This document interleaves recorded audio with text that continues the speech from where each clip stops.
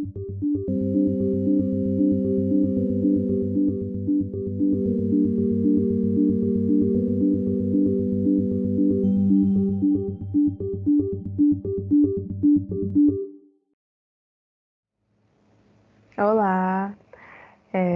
meu nome é Débora e eu vou dar continuidade nesse módulo que a gente está. Quem pegou uma primeira aula minha vai parecer que eu gravei no mesmo dia e que não é mentira, mas não levem isso como desleixo, eu sinto muito, mas foi o que deu para fazer. Bom, essa aula a gente vai falar sobre as crises dos paradigmas e as revoluções científicas,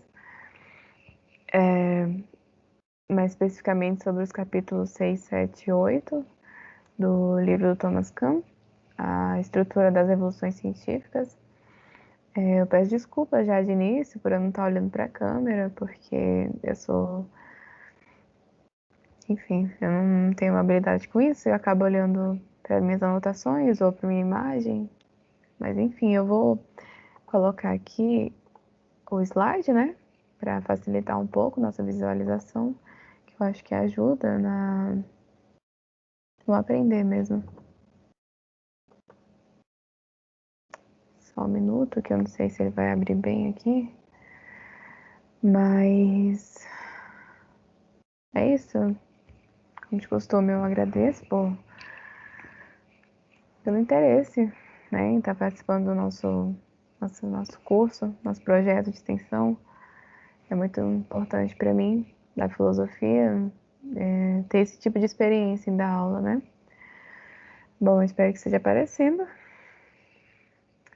Vamos começar, né? Bom, vamos começar com a crise dos paradigmas das revoluções científicas. Começar com as crises e as emergências das descobertas científicas.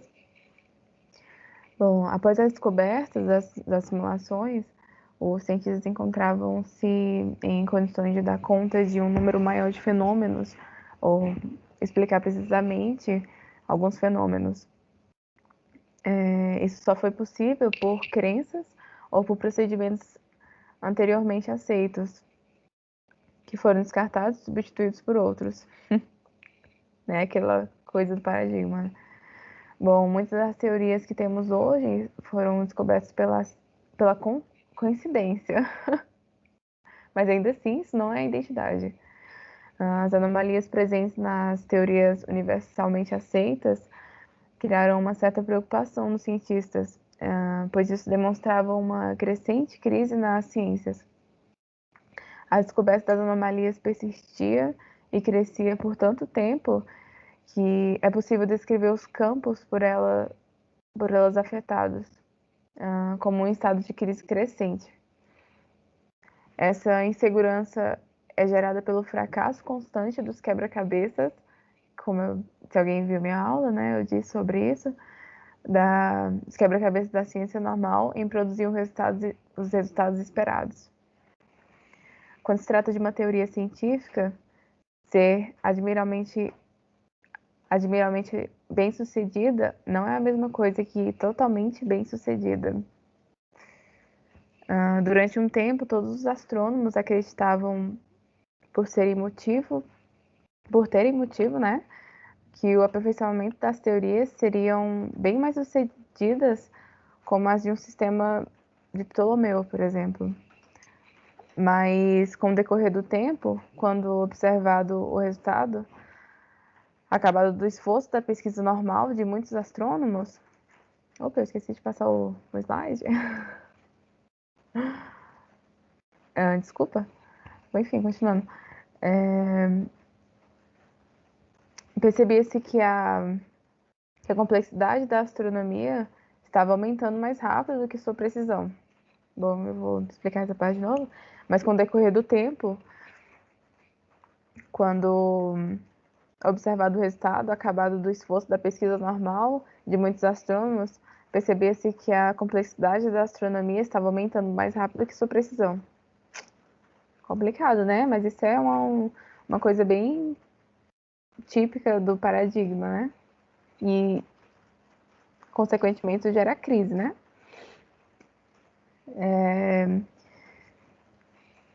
em que os erros contidos em um ponto apareciam em outro, que já é mais um motivo da crise, né? Essas dificuldades não foram reconhecidas muito lentamente, pois a comunicação entre os astrônomos era muito restrita. No início do século XVI, um grande número de astrônomos europeus reconhecia que o paradigma estava fracassado nas aplicações no seu próprio problema. Além disso, eles enfrentavam uma grande presença social, uma grande pressão social para a reforma do calendário. Mas ainda assim, o fracasso técnico permaneceria como o cerne da crise. Muitos dos químicos da época se viram perdidos no sentido de não conseguirem sugerir que sua teoria deveria ser substituída.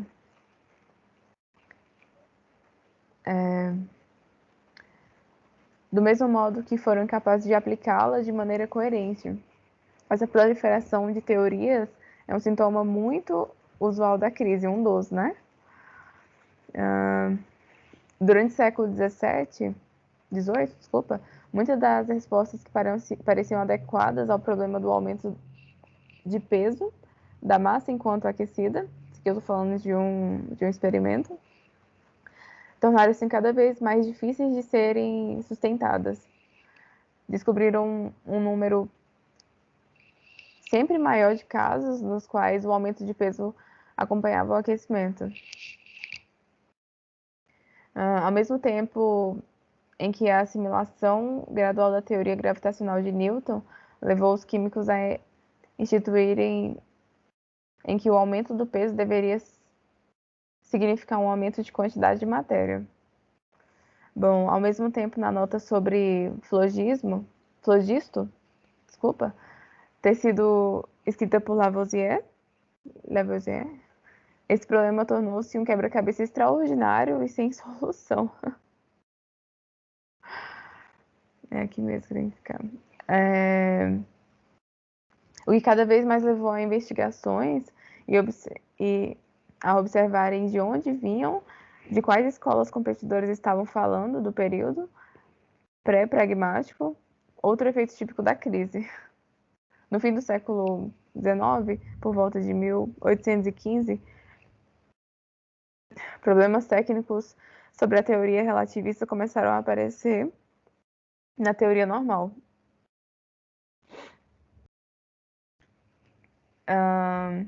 E tal problema estava no movimento ondulatório da luz.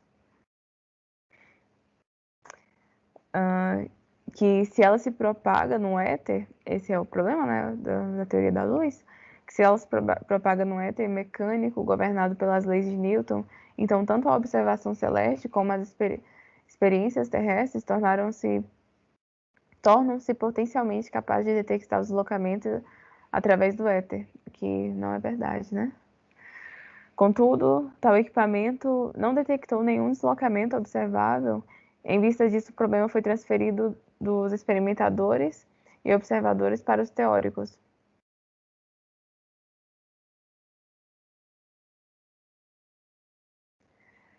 Bom, aqui eu coloquei uma citação: o fracasso de um novo tipo de problema é muitas vezes decepcionante, mas nunca surpreendente. Então, a ciência, felizmente, né, enfrenta isso, sempre enfrentou. Bom, a situação modificou-se apenas com a aceitação da teoria eletromagnética de Maxwell nas duas últimas décadas do século XIX. Desenvolver uma articulação adequada foi o maior desafio. Em consequência, nos anos posteriores de 1890, muitos experimentos e teorias para detectar movimentos relacionados ao éter. Foi nesse contexto do século do histórico, em 1905, emergiu a teoria espacial da relatividade de Einstein, em que um desses casos, uma nova teoria surgiu, somente após o fracasso caracterizado da atividade normal da resolução de problemas. Bom, o fracasso e a proliferação de teorias ocorreram 1 ou 2 décadas antes do anunciado da nova teoria. Ou seja, isso faz parte da ciência, né? A proliferação de crise, né? Acaba que gera outras teorias. Ah, em geral, nem os problemas, nem os quebra-cabeças cedem ao primeiro ataque.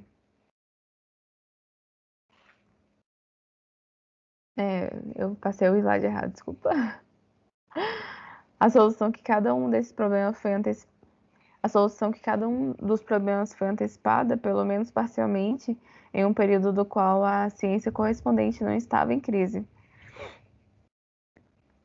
Muito comum também é a falta de audiência de descobertas que é o caso da teoria da combustão por absorção da atmosfera. Isso ocorre porque essas teorias não dispõem de contato com qualquer problema reconhecido pela prática científica normal. Enquanto os instrumentos advindos de um paradigma continuam capazes de resolver os problemas que o definem, a ciência move-se com maior rapidez e aprofunda-se ainda mais através de utilização confiante desses instrumentos.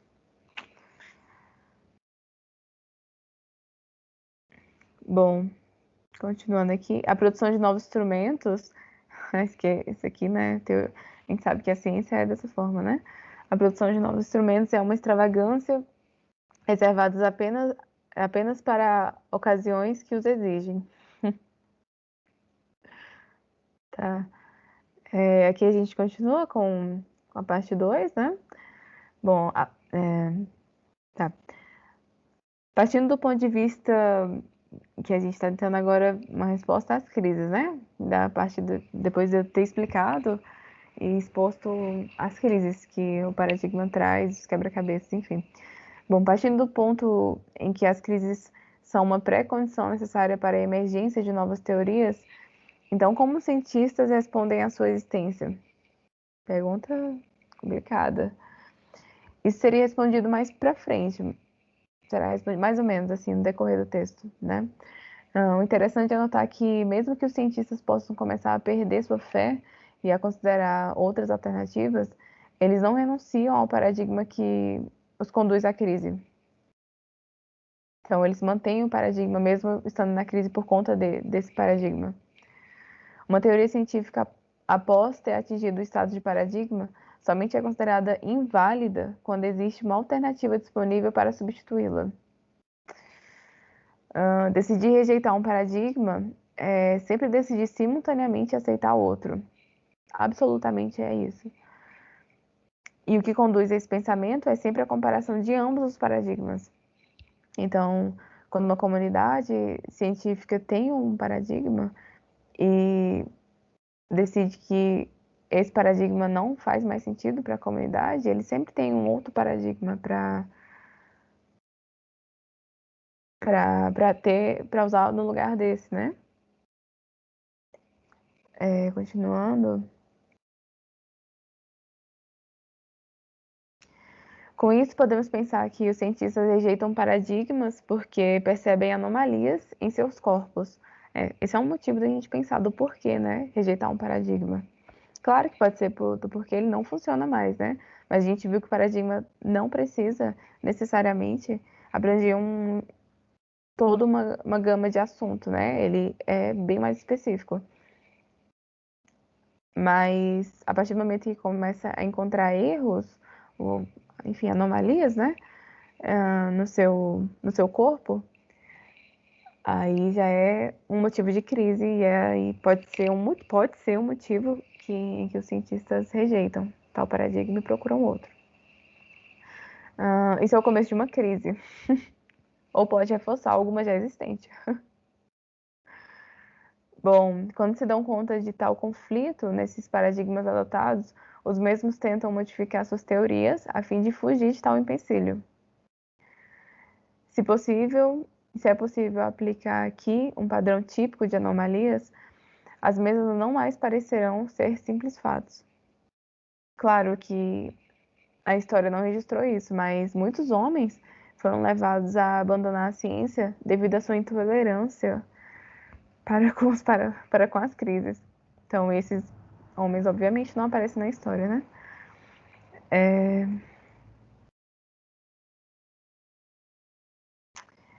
Bom,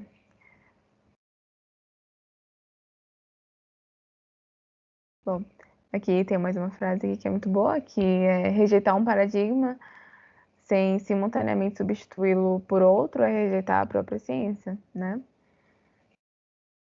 Não existe algo que a pesquisa sem contra-exemplos. E aqui a gente vem a uma pergunta importante, que é o que diferencia a ciência normal aqui da ciência em crise?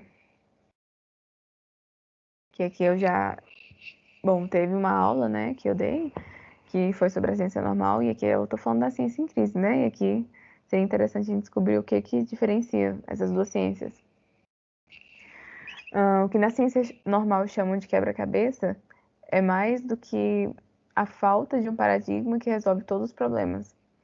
Olhando para o outro lado, tudo que a ciência vê como quebra-cabeça pode ser visto como contra-exemplos e, portanto, fonte de crise. Então, os quebra-cabeças da ciência normal, nessa ciência em crise, são os quebra-cabeça, que são os defeitos, os problemas, né? Também podem ser, não necessariamente quebra-cabeças são potencial, são crises, né? Mas são direcionados a crises, são potencialmente crises. Caso não resolvidos, ou, enfim, caso tragam outros problemas além do quebra-cabeça em si.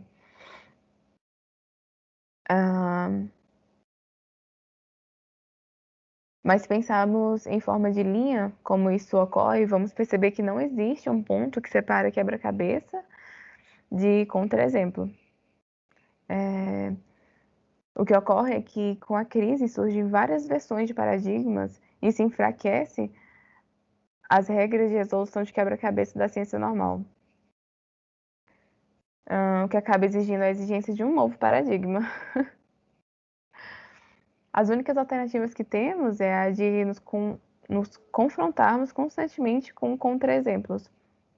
Ou, que, claro que não é, mas os quebra-cabeças, né? A ciência normal esforça-se para aproximar-se sempre mais de teorias e fatos, das teorias e dos fatos, né?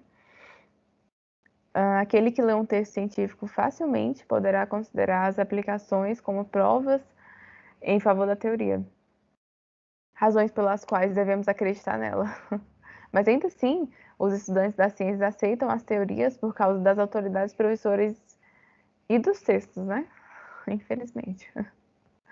Quando existe uma consciência da existência de uma anomalia na adequação entre a teoria e a natureza, os cientistas costumam esperar, e aí são as resoluções das crises, né? Esse é o ponto que eu queria chegar. Os cientistas costumam esperar que os problemas em outras áreas sejam resolvidos. Para uma anomalia original, para uma anomalia originar em uma crise, ela precisa ser algo mais do que uma simples anomalia, obviamente, né? Ela tem que trazer consigo vários outros paradigmas não resolvidos ou não potencialmente resolvíveis, né? Tá. Para uma anomalia original, sempre existirão problemas na adequação entre o paradigma e a natureza e que se resolvem mais cedo ou mais tarde através de processos que não poderiam ter sido previstos. Tá. Quando ocorre uma proliferação da articulação divergente, começa-se a questionar a veracidade do paradigma. Caso ele ainda exista, quando muitas respostas são possíveis, talvez o paradigma não seja uma verdadeiro. As soluções padrões, a solução padrão de problema que anteriormente eram aceitas passam a ser questionadas. Então, dá uma balançada aí na comunidade acadêmica, na comunidade científica que adota o paradigma, né? Começa a questionar o que é certo desse paradigma e o que não é. E aí começa a surgir uma crise, né? Obviamente. Bom, os efeitos da crise não dependem inteiramente da sua aceitação consciente. Toda crise inicia com um obscurecimento de um paradigma e, consequentemente, o relaxamento das regras que orientam a pesquisa normal. Mas como as crises podem terminar? Aqui eu estou dizendo, né, das 3 maneiras. E eu, de novo, bagunçando com o slide. Enfim. Bom, às vezes a ciência normal acaba revelando-se capaz de tratar os problemas que provocam a crise. Aqui são as 3 maneiras, tá? A primeira, bom, a ciência normal acaba revelando-se capaz de tratar os problemas que provocam a crise. Então, seria uma maneira de terminar com a crise. Bom, a segunda maneira seria, quando não resolvido, resistindo até mesmo às abordagens radicais, o problema se mantém e os cientistas concluem que nenhuma solução poderá surgir do estado atual da área de estudo. Ou seja, nesse momento de estudo, eles chegam à conclusão de que não podem resolver esse problema no momento que eles estão, da ciência. Ou, finalmente, uma crise pode terminar com a emergência de um novo candidato a paradigma e a batalha para a aceitação deste. Então, uma crise em um paradigma pode ser resolvida com um outro paradigma. Ótimo.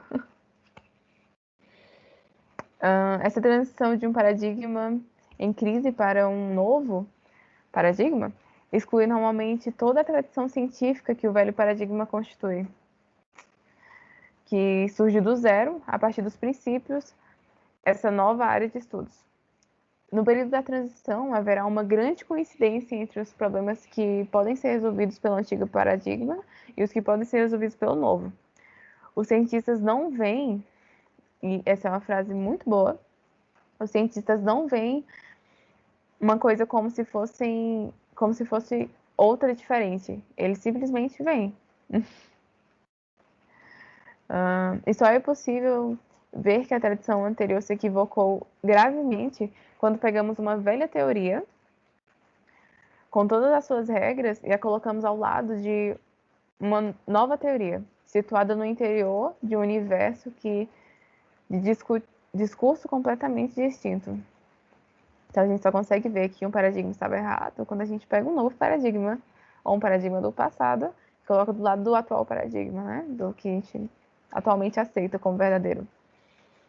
Frequentemente, um novo paradigma emerge antes de uma crise, antes que uma crise esteja bem desenvolvida ou tenha sido explicitamente reconhecida.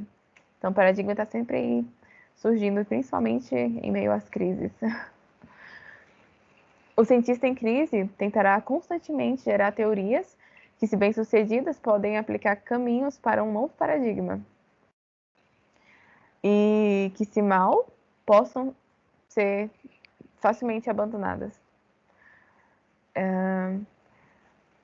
Ao concentrar a atenção científica sobre uma área problemática bem delimitada e ao preparar a mente científica para o reconhecimento das anomalias pelo que elas realmente são, as crises fazem surgir frequentemente novas descobertas.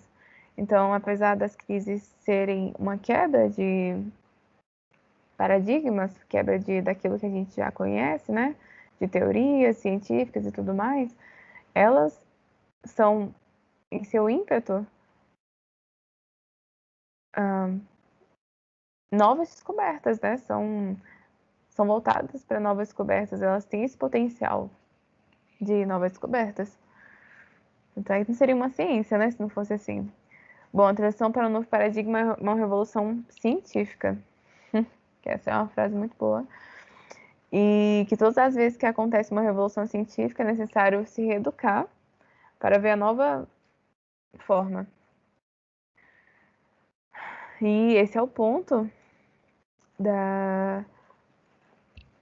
de Thomas Kuhn, nessa parte do texto, das crises, dos paradigmas, nas descobertas, e as descobertas científicas, né? É isso. Eu agradeço pela atenção, por terem assistido até aqui. Espero que todos estejam muito bem. E peço desculpa pela minha falta de habilidade nisso, de apresentar vídeo. Eu não gosto muito disso. Preferia que fosse presencial, dando seminário, algo do tipo, que tem muito mais interação. Aqui sou só eu olhando para minha imagem. Infelizmente não consigo olhar nem para a câmera. Mas muito obrigada pela atenção e fiquem bem. Até mais.